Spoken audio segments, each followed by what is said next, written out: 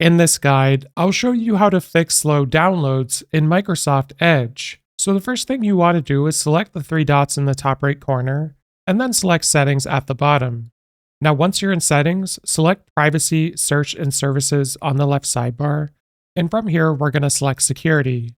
Now once you're in Security, scroll down to the bottom, and where you see Use Secure DNS, make sure this is turned on, and rather than using your current service provider, we're going to select Choose a Service Provider and click in the box down below. Now, I recommend you try using the Cloudflare DNS or the Google Public DNS, as they are fast DNS servers. So I'm going to click on Cloudflare, and if this doesn't pop up right away, try closing out and going back to where we just were, and then you should see it pop up. Now what we're going to do is open up a new tab, and in the tab, type in edge://flags.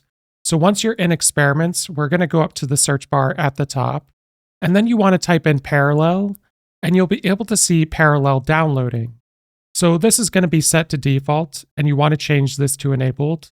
And some other things you could try to increase your download speed would include power cycling your home network.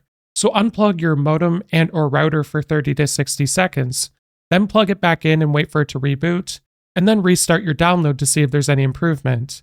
You could also try moving your setup closer to your router or use a wired connection. If this guide was helpful, like and subscribe, and we'll see you in the next one.